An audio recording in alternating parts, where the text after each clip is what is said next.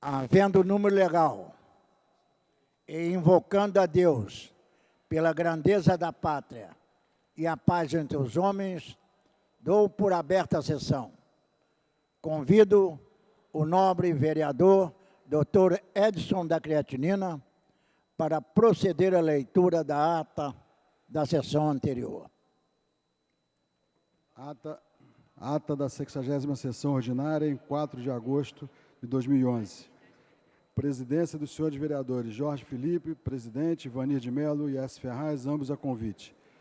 Às 14 horas, com a presença dos senhores vereadores Sônia Rabelo, Aloysio Freitas, Luiz Carlos Ramos, Paulo Messina, S. Ferraz, Ivanir de Mello, João Cabral, Tio Carlos, Dr. Eduardo Moura e Dr. Edson da Creatinina.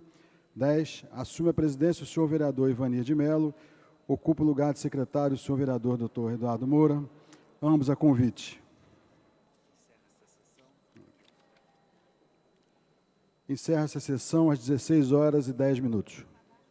Aprovada a ata, passa-se ao grande expediente. O primeiro orador inscrito é o Dr. Edson da Creatinina, que dispõe de 10 minutos. Senhor presidente Ivanir de Mello, senhores vereadores, senhoras vereadoras, assessores, assessoras, demais presentes na casa e ouvintes teleouvintes da TV Câmara. Há 66 anos, no mês de agosto, os Estados Unidos da América lançaram sobre o Japão, ao final da Segunda Guerra Mundial, os 2 únicos ataques utilizando armas nucleares. Até hoje, a humanidade conheceu apenas esses 2 ataques e, desde então, torcemos para que continuem sendo os únicos para todo o sempre. No dia 6 de agosto de 1945, a bomba atômica, chamada de Little Boy, atingiu a cidade japonesa de Hiroshima. E 3 dias depois, num dia 9 de agosto, exatamente como hoje, a bomba atômica, que foi denominada Fat Man, foi lançada sobre a cidade de Nagasaki. Com uma rápida pesquisa, podemos levantar que a maioria das mortes foi de civis, embora se tratasse de estratégia militar. Uma estratégia para garantir aliados, dissuadir concorrentes e deter opositores, que sempre trouxe riscos e instabilidades ao planeta. A estimativa contou cerca de 240 mil pessoas nos 2 locais, não contemplando nesse número as mortes e efeitos que vieram depois, por causa da exposição à radiação.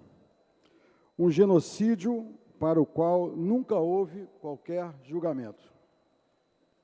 Por ironia do destino, depois de um terremoto no Oceano Pacífico de grande magnitude, seguido de um tsunami com efeito em mais de 20 países, o mesmo Japão, que foi vítima de bombardeio nuclear num passado ainda tão recente, sofreu outro colapso radioativo.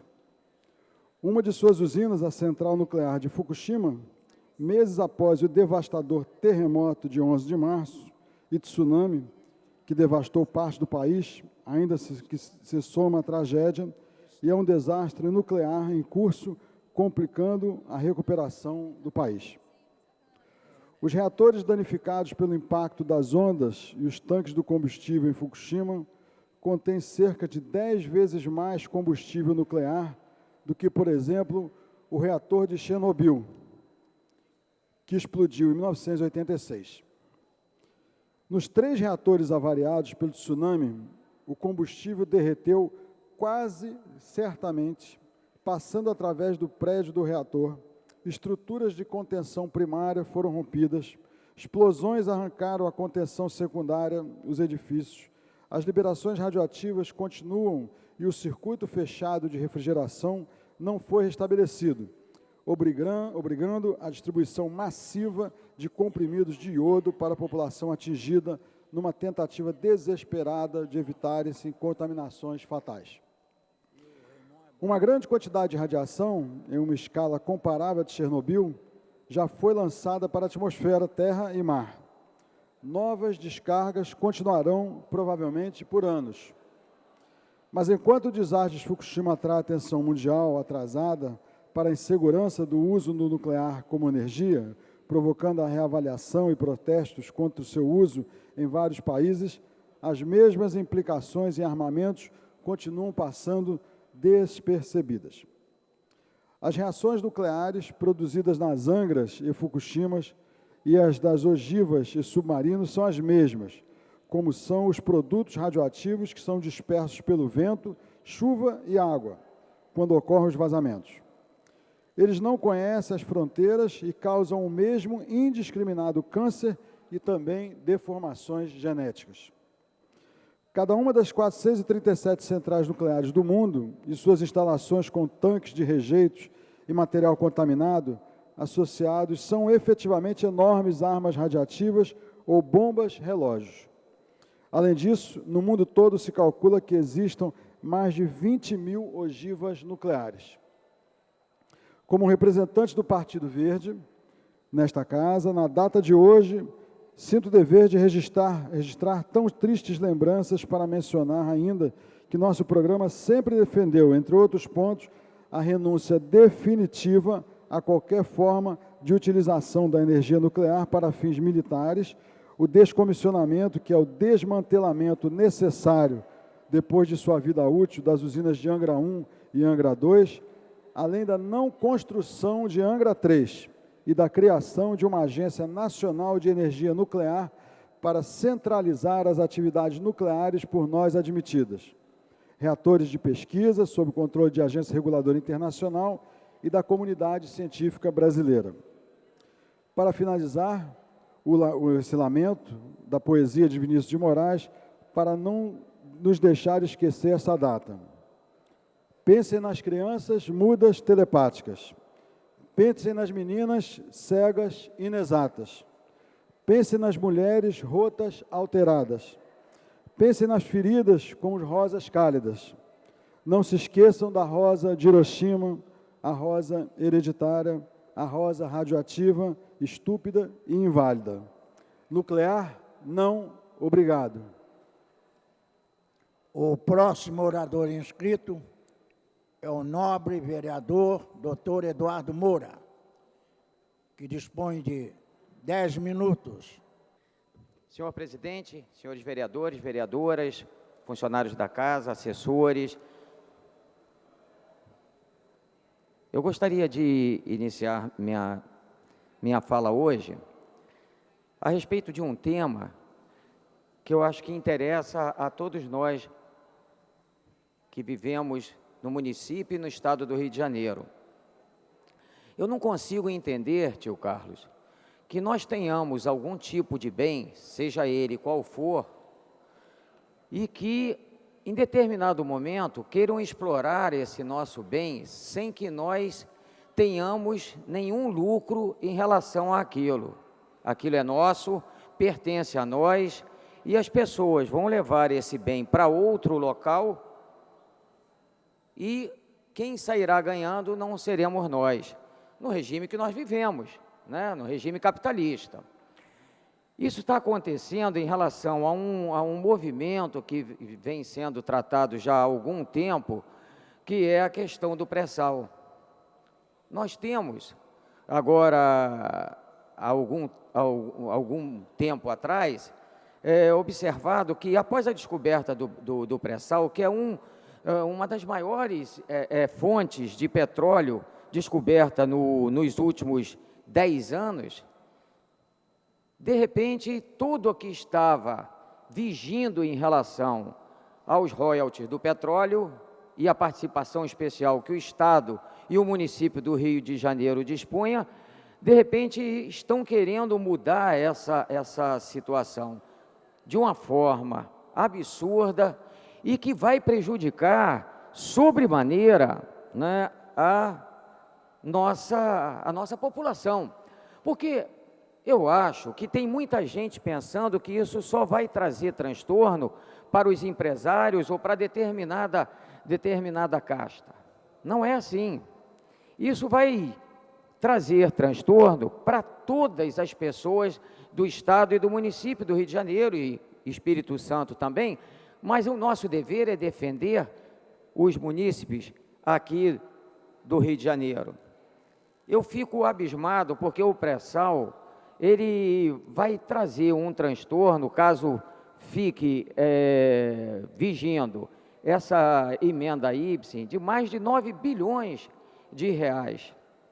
Então, não tem condição de nós termos o petróleo na nossa costa e nós perdermos isso.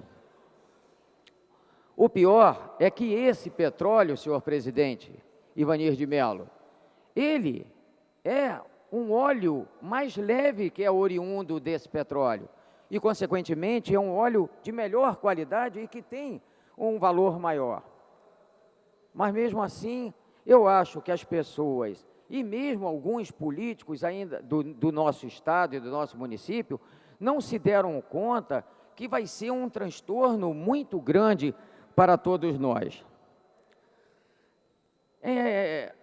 Foi pensando na evolução do nosso estado e na qualidade de vida da nossa população que eu tive a iniciativa de buscar, através dessa frente parlamentar do movimento do pré-sal, para que nós pudéssemos ter uma forma de fazer valer os direitos do nosso povo, do povo do Rio de Janeiro. Como eu disse, os recursos que deixarão de chegar são recursos que vão influir para todas as pessoas. Eles darão direito àqueles estados que não são produtores. As riquezas minerais as riquezas minerais de Minas, do estado de Minas, eles não têm essa participação igualitária com os estados que não têm esses minerais, mas querem fazer isso justamente com o nosso petróleo. Eu me pergunto, senhor presidente, quem vai nos ajudar se porventura nós não tivermos recursos para poder fazer frente a um transtorno ecológico? Quem é que vai ficar ao nosso lado para poder resolver esse tipo de transtorno? Se nós não fizermos, não adotarmos uma atitude proativa desde agora, com certeza ficaremos sozinhos. A plataforma fica a 300 quilômetros da nossa costa, é muito distante.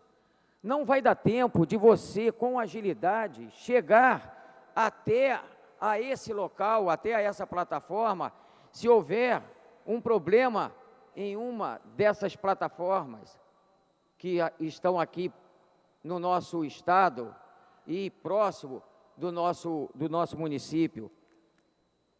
E mesmo assim, não há sensibilidade das pessoas, e eu insisto que é importantíssimo pedir a ajuda dos senhores e das senhoras vereadoras e vereadores da casa, para que essa frente parlamentar, que não é protagonizada por Eduardo Moura, eu gostaria muito de deixar isso claro. Eu tenho essa preocupação, mas eu acho que todos nós, vereadores, os que assinaram e os que não assinaram, fazendo parte dessa frente parlamentar, que eles estejam junto conosco para que nós possamos fazer com que haja justiça e que os estados não produtores continuem tendo até uma parcela nessa divisão, mas não aquela parcela que eles estão dizendo. Eu acho, senhor presidente, que para o Rio de Janeiro, essa iniciativa é um golpe nas costas da nossa população, do nosso povo. Nosso estado é o produtor da riqueza, é ele que vai sofrer com a exploração do petróleo, É o nosso território que vai correr todos os riscos ambientais. E nada mais justo do que deixar para nós o que é nosso. Nós não estamos pedindo favor nenhum, nós só estamos querendo que haja justiça. Nós já estivemos no Saara e conversamos com o presidente do Saara, que vai participar desse movimento conosco, colocando algumas faixas, e eu ainda coloquei para ele que o meu intuito não é capitanear nada sozinho. O meu intuito é estar ombreado com todas as forças vivas da nossa sociedade para que não ocorra essa situação que vai ser deletéria para o nosso Estado, vai ser deletéria para o nosso município.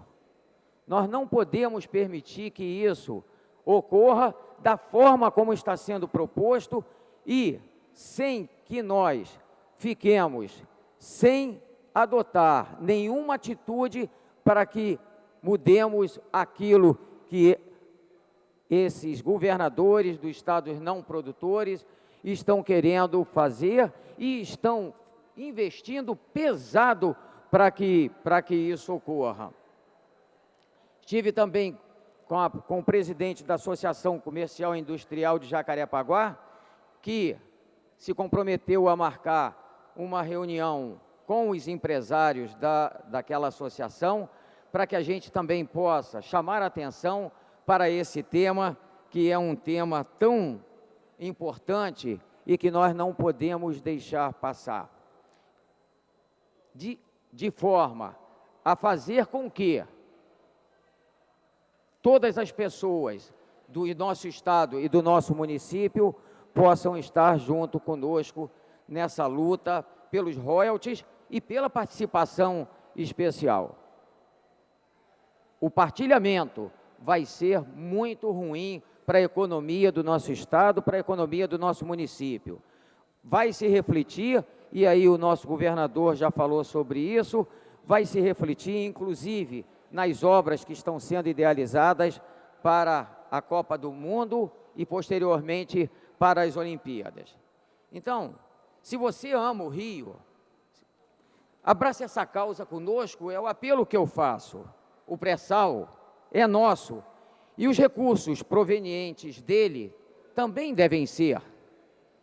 Se você tiver interesse de saber mais sobre isso, principalmente os telespectadores da TV Câmara e os companheiros que estão nos ouvindo agora, pode seguir-nos pelas redes sociais, que a gente está trabalhando arduamente em relação a isso, e pelo site www.eduardomoura.com.br. Muito obrigado por essa oportunidade de poder estar aqui hoje falando sobre esse tema que é tão importante para o nosso estado, que é tão importante para o nosso município. Boa tarde para todos. Não havendo mais orador inscrito, a presidência franqueia a palavra. Não havendo manifestação por parte dos senhores vereadores, a sessão fica suspensa até às 15h40. Está suspensa a sessão.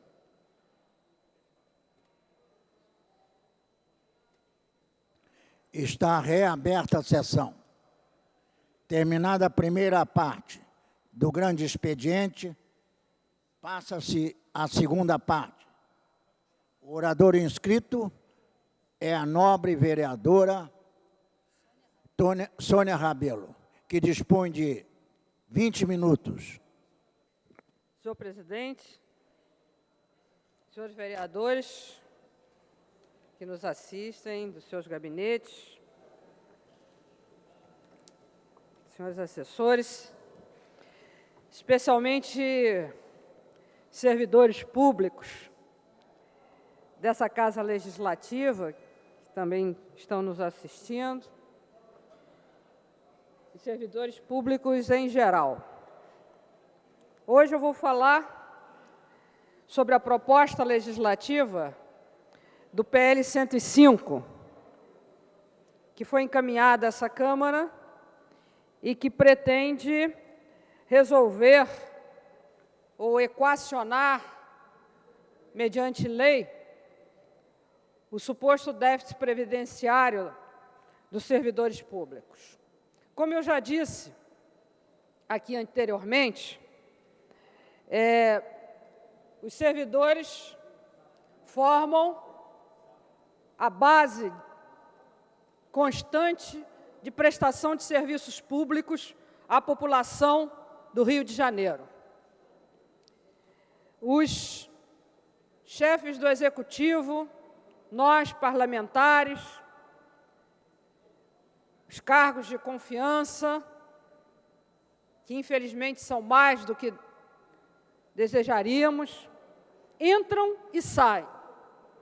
Mas quem permanece na prestação de serviços públicos, saúde, educação, sobretudo, transportes, fiscalização, são os servidores públicos.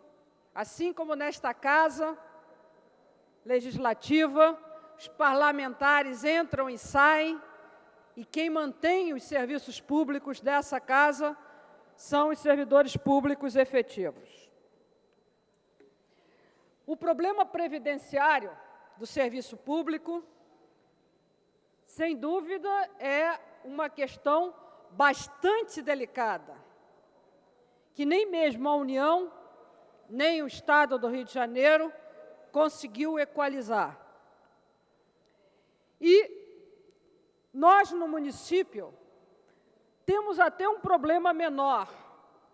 Temos um problema menor porque, felizmente, o nosso problema, ele vem a partir da fusão, mas especialmente após 1987, quando foi criado a autarquia Preve-Rio. Foi em 1987 que foi criado o Preve-Rio, e a partir da criação do Preve-Rio é que foi feito um acordo com o Estado para a repartição do sistema previdenciário entre o município do Rio de Janeiro e o Estado do Rio de Janeiro. E quando o Preve-Rio foi criado, pela Lei 1079, é que o município se tornou verdadeiramente uma entidade autônoma para tratar desta questão. O Preve-Rio, como fundo autárquico, sempre foi dotado de recursos suficientes para a sua previdência.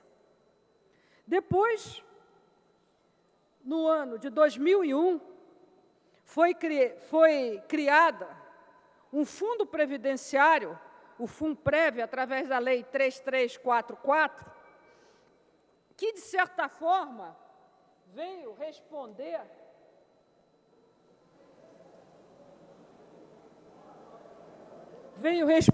à emenda constitucional que criava a Previdência Complementar como forma a ser instituída na Previdência Pública. E aí começa, efetivamente, o maior problema a ser resolvido do ponto de vista dos recursos previdenciários. Por que começa o maior problema? Porque, do ponto de vista jurídico, não existe uma diferença de natureza substantiva entre uma autarquia previdenciária que é criada para ter uma conta previdenciária para pagar, evidentemente, os benefícios de previdência social e um fundo previdenciário que não tem natureza autárquica, isto é apenas uma conta contábil, no qual você separa recursos, e esses recursos teriam uma destinação própria. Só que, quando o Previ-Rio foi criado, em 1987, ele foi dotado de recursos para ter uma contribuição patronal que pudesse fazer face aos seus compromissos.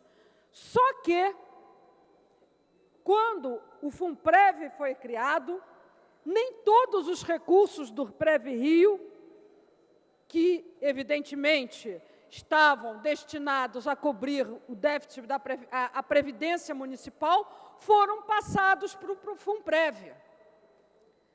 E agora, senhor presidente, no projeto de lei que está sendo submetido a esta Casa, por exemplo, a título de exemplificação, no parágrafo 6º da nova redação do artigo 33, diz, por exemplo, que em razão da capitalização, esse é o destino dessa lei, do Funprev, realizada pelo município, e da transferência de imóveis e das parcelas de amortizações de financiamento imobiliário feitas pelo Previ-Rio, ficam quitadas todas as dívidas do município e do Previ-Rio com o Funprev e vice-versa. Ora, evidentemente, sem uma análise contábil demonstrativa de débitos e créditos, uma lei, que é um instrumento geral e abstrato, não pode fazer contas em concreto. Ou seja, o Funprev é, na verdade, um fundo que foi criado, mas não recebeu o dinheiro do Previ-Rio, os bens do Previ-Rio, que estavam destinados à própria capitalização do Funprev. Então, senhor presidente, nós vemos, em relação ao PL 105, alguns aspectos de natureza jurídica que obstaculizam, de fato, um acolhimento da proposição. E eu pediria uma especial atenção, caso não seja retirada a urgência, caso não seja aberta a oportunidade de audiência pública e diálogo a respeito desse assunto, que as comissões especiais da Câmara, aqui dessa Casa, Comissão de Constituição e Justiça, Comissão de Servidores Públicos e a Comissão de Orçamento, deem especial atenção a aspectos jurídicos que, ao meu ver, são graves em relação a esse projeto. Eu devo destacar, pela relevância, o seguinte: 3 aspectos. Primeiro, é que a lei federal que regula a Previdência Pública, a Lei 9717, estabelece a necessidade de controle externo das contas previdenciárias. E, à luz da Constituição de 88, esse controle externo, estabelecido na lei federal, deve ser interpretado como um controle externo independente ou a mais além do controle externo exercido pelo Tribunal de Contas. Porque é evidente que a lei federal não iria falar de um controle externo se o Tribunal de Contas seria um controle externo em relação à administração pública. O que ela quer se referir é um controle externo de auditores independentes em relação a contas previdenciárias cujo dinheiro não pertence necessariamente ao poder público, e sim são recursos destinados ao financiamento de aposentadorias e pensões de funcionários públicos. Então, são recursos públicos em termos, porque destinados à finalidade de cobertura previdenciária privada. Portanto, é absolutamente imprescindível para o atendimento da Lei Federal sobre Previdência Pública que essa Câmara, ao receber qualquer projeto de ajuste do Fundo Previdenciário do município, receba as contas de auditoria independente relativa ao Fundo Previdenciário, sem o que não estaremos atendendo a legislação federal relativa à Previdência Pública. 2.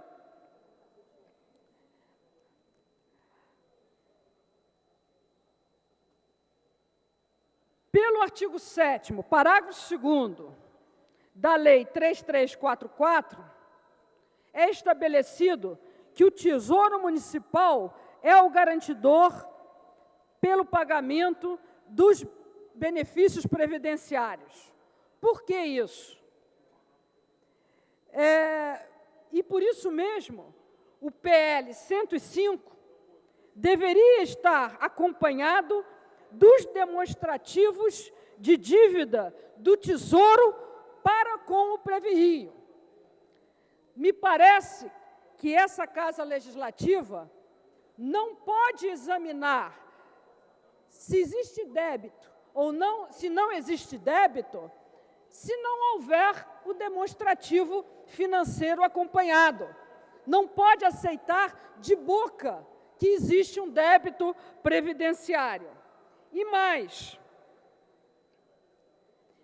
mesmo que se considere que o valor suposto do débito é o estabelecido pelo PL 105, a forma de pagamento via dação de imóveis cujo valor, titularidade e eventuais ônus e obrigações é desconhecido, ou seja, nós não sabemos qual é o valor da dívida, e dos imóveis de dação de pagamento, nós não sabemos a titularidade, não sabemos os ônus e obrigações que recaem sobre esses imóveis. Evidentemente que nós não podemos, por lei, aceitar essa dação num suposto valor desses imóveis sem demonstrativo contábil. Por quê? Primeiro, porque a lei não pode violar a existência de um ato jurídico perfeito já estabelecido nos termos da Lei 3344,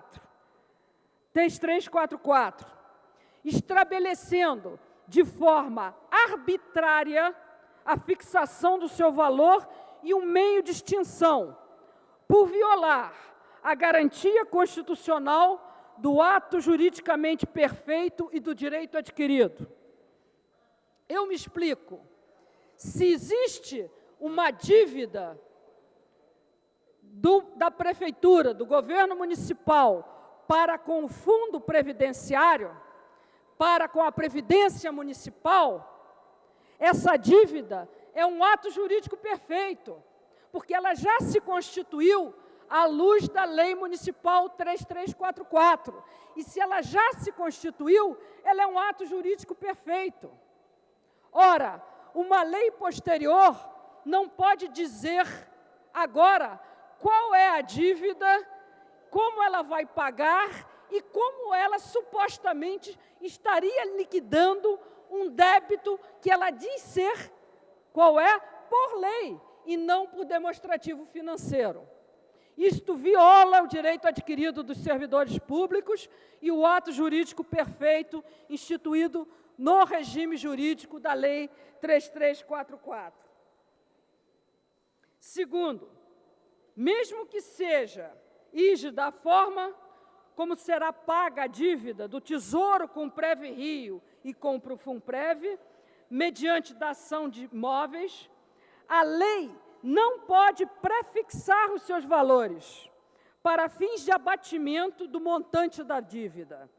O procedimento, repito, com ênfase, o procedimento de apuração de valores devidos, de um lado, e de valores de imóveis a serem compensados, é intrinsecamente um ato infralegal, ou seja, um ato de natureza administrativa e não de natureza legal. E este ato de apuração de valores deve ser conduzido mediante atos administrativos, contábeis, até porque o valor dos imóveis varia ao longo do tempo, e daí a necessidade de uma perícia técnica que ainda não foi apresentada à Câmara Municipal. Por isso, eu entendo que esta lei não tem as características que se demanda de uma lei, a abstratividade e a generalidade. Ela quer, através de um procedimento legislativo, suprir atos administrativos contábeis que não foram apresentados a esta Casa Legislativa e, com isso, saldar eventuais dívidas não apuradas e que já se consolidaram como ato jurídico perfeito e direito adquirido dos servidores públicos. Portanto, senhor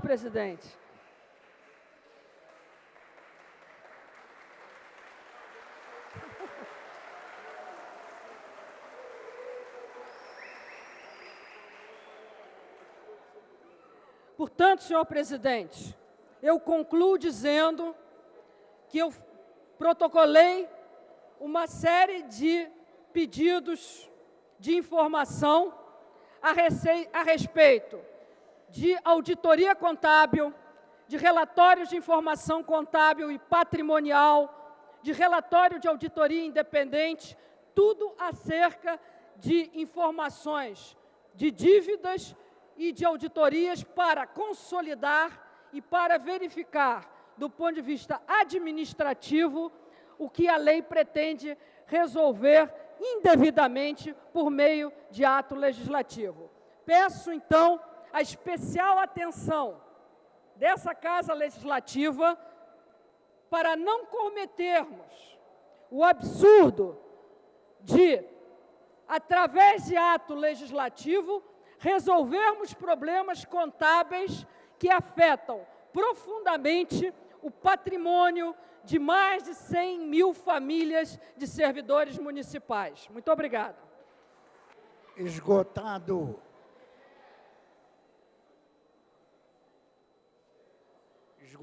o tempo destinado ao grande expediente, passa-se ao seu prolongamento. A mesa dará ciência das proposições recebidas. Requerimento número 1320, de 2011. Requeiro à mesa diretora, na forma regimental, a concessão do conjunto de medalhas do mérito Pedro Ernesto, Adrian Caim, Serviços Médicos Hospitalares, representada por seu diretor, Paulo Roberto dos Santos, por relevantes serviços prestados em prol da população do município do Rio de Janeiro. Autora, vereadora Vera Lins. Os senhores vereadores que aprovam, queiram permanecer como estão. Aprovado. Requerimento número 1322, de 2011. Requerimento. Requeiro à mesa diretora, na forma regimental, a concessão do conjunto de medalhas do mérito Pedro Ernesto ao senhor Rodrigo Bethlen Fernandes, secretário municipal de assistência social pelos serviços relevantes prestados à cidade do Rio de Janeiro. Autor, vereador Bencardino. Os senhores vereadores que aprovam, queiram permanecer como estão. Aprovado.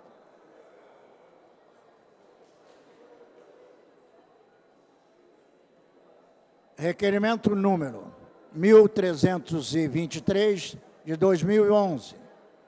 Autor, vereador Carlinhos Mecânico. Requeiro à mesa diretora, na forma regimental, a concessão do conjunto de medalhas de mérito Pedro Ernesto ao coronel BM José Haroldo Rocha. Autor, vereador Carlinhos Mecânico. Os senhores vereadores que aprovam, queiram permanecer como estão. Aprovado. Esgotada a matéria do prolongamento, passa-se a ordem do dia.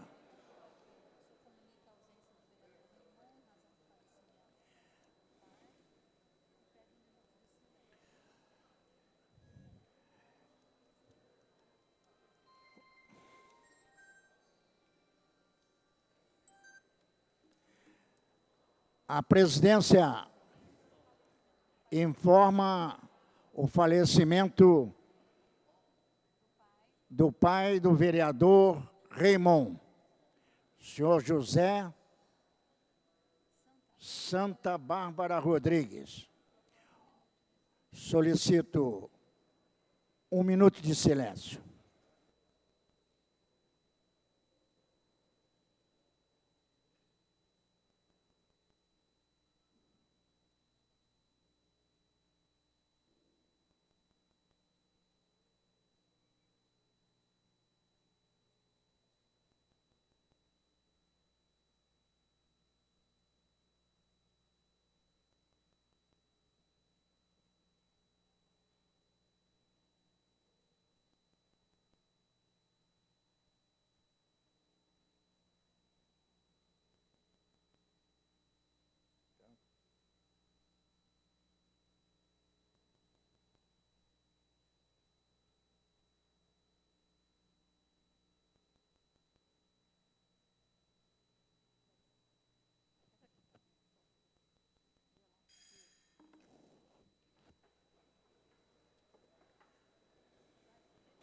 A palavra pela ordem, o nobre vereador Paulo Messina.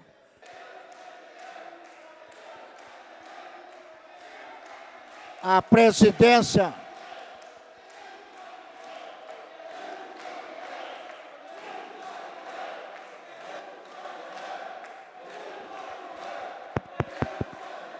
Senhor presidente, boa tarde, nobres colegas. Eu queria pedir a Vossa Excelência. Atenção, senhores. Eu solicito que permaneçam no plenário de acordo com a norma da casa.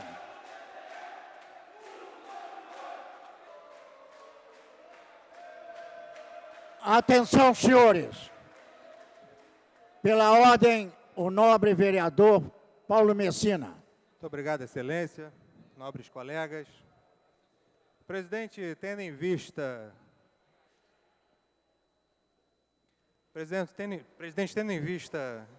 grandes e importantes discussões na Casa, como, por exemplo, o PL 1005 de 2011, que fala dos servidores públicos do plano de capitalização, eu queria deixar registrado em plenário que eu enviarei um ofício à presidência da Casa, porque o anexo 1 da Lei 1005 fala sobre a capitalização do FUNPREV através de contribuição optativa da Prefeitura, quando não é, na verdade, deveria estar cobrindo o Tesouro, e diz teto para a área de educação.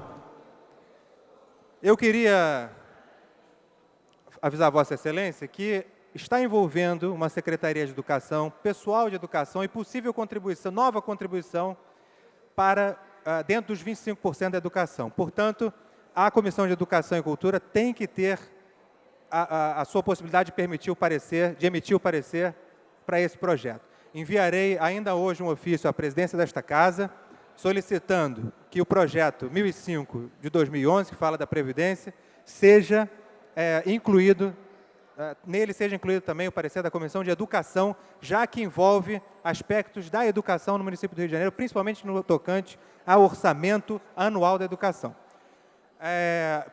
Queria pedir a Vossa Excelência também que procedesse, dado o evidente esvaziamento do plenário, que Vossa Excelência procedesse por obséquio à verificação de quórum. Informo ao nobre vereador Paulo Messina que estaremos estudando provavelmente até amanhã, para que depois, então, haja uma decisão.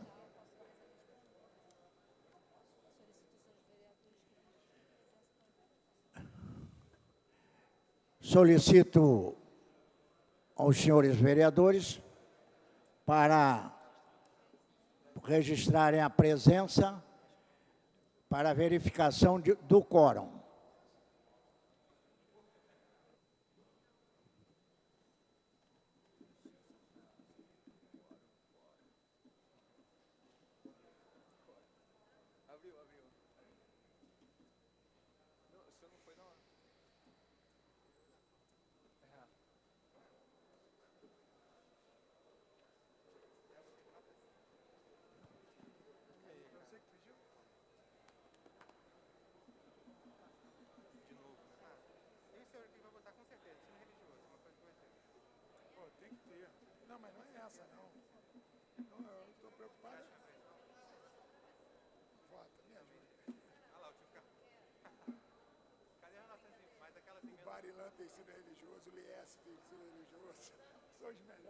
A presidência vai encerrar a verificação do quórum.